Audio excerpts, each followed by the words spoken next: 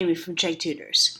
Today I want to talk to you about the idea of a canon, specifically a literary canon or an artistic canon. Now, traditionally we might think of something like the Western Canon. People might describe it as a bunch of dead white men who produce very significant works of literature. Now, in the English literature canon, you might think of people like Shakespeare or the anonymous writer of Beowulf, Chaucer of the Canterbury Tales, people like Charles Dickens, who wrote in the 19th century, or people like Virginia Woolf to expand the canon to female writers, people like Mary Shelley, who wrote Frankenstein, and in the 20th century, people like James Joyce, who wrote Ulysses or The Dubliners. Now, the idea of the canon is a very, very, very political idea. Traditionally, we might think of something like a college course that's Western Civilization 101. That might include something like the Bible, all the way, the King James Bible, all the way through something like modern Ulysses in the second semester of such a course. You might add something like the Romantics in music. You might add the classical music, and even you might add jazz to think that you were progressive and expanding the canon of dead white male literature in the Western tradition. But there's been a lot of pushback recently and over the last even 100 years against the idea of one specific canon. So traditionally, people have said, well, survey courses in introductory college literature courses or even humanities courses, which include music, visual arts, and other humanities, religion, other humanities besides just simply literature, should include the foundations of the Western tradition. This comes from the idea that people should learn the classics, Latin and Greek, as upper-class British people did during the 19th century, where they learned Latin and Greek, they learned the Aeneid, they learned Cicero, and they really learned the values of the people who created these works of literature.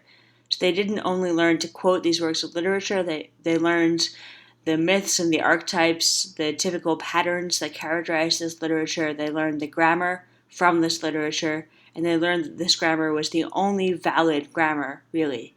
But they also learned certain patterns of thought, and they learned that these were the only valid or high-style patterns of thought that were worth studying in the traditional English literature, British literature. Slowly, this grew to include American literature, but it didn't include things like multilingual American literature or the literature of Native Americans, the literature of immigrants who immigrated to America, or the literature of immigrants who immigrated to Britain. It didn't include the idea that English was an international language where, because England had colonized so many different groups, it didn't include the language of Jamaica or the Caribbean or certain areas of Africa, Nigeria, Algeria from the French. It didn't include the full range of national English literature from Indian to Native American. So nowadays, canon is a very complicated and political concept.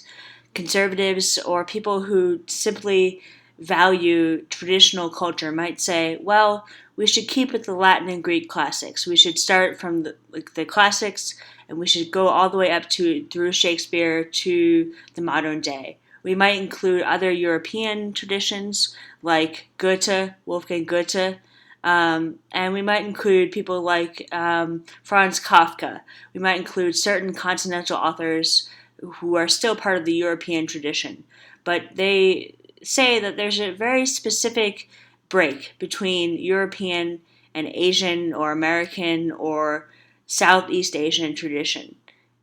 Now, people really react against this politically now. They say there is a much wider variation in the English language, and we shouldn't say that Shakespeare is better than the Nigerian writer Chinua Achebe or than any other writer who is writing in English, even if it's a global English that is a very modern phenomenon.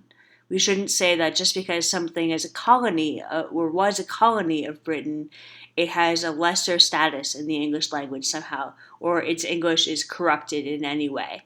So lately, the idea of a canon has been expanded to include multilingual or bilingual authors like Tino Villanueva in English and Spanish, Richard Rodriguez, who's also a prose writer of memoir in America, or people in Britain like Zadie Smith, who includes Indian and African characters and tropes in her British writing. So we really need to think about how the canon is vastly expanded in modern 20th and 21st century English, but also how we may not want to think about the idea of a canon. The idea of a canon might be outdated, where we think of how vast and various the English tradition is now because English is a global language.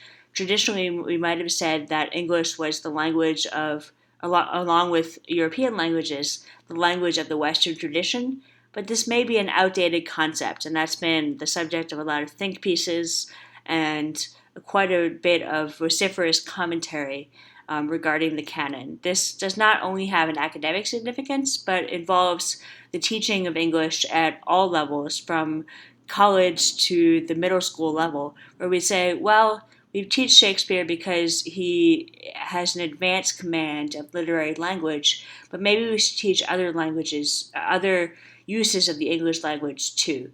Maybe we should teach English novelists alongside African novelists who use English because they were colonized by the English. Maybe we should teach European literature not just because it's the foundation of the Western tradition, but because through the empires that European nations created, this was really a global phenomenon. The canon is really traditionally a very simplistic idea and a very fixed idea based on the Greek and Latin and occasionally Arabic traditions, classically. But we really want to expand this idea to include other traditions. And we even want to say that there is no canon. There is no specific body of literature that is the sanctified, great, high-style version of English, but we want to include all the registers of English, all the dialects, all the new vocabulary that are introduced through Native American literature, through many different languages, both continental Europe and American, Caribbean, all these different languages. We don't want to reduce the idea of a canon to one thing that should be taught.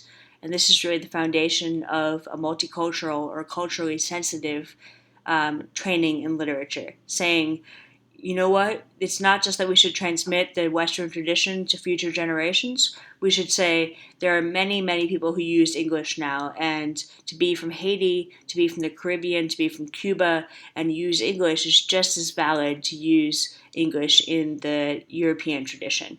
This is a really important idea in education, and particularly in the education of youth from a variety of backgrounds, where youth may have Spanish or a Caribbean language or an African language as a first language and be English language learners. They may not be English language learners, but they may have English as a second language or the official language of their country that they didn't learn as a child. They didn't learn the folk tales or the regional idioms of English. So we really want to say not only that the canon should be expanded to include women, traditionally underrepresented groups, minorities, different races, but also that the idea of a canon itself maybe should be destabilized and expanded to include all sorts of literature in English or in other languages. That's it for now, and see you next time.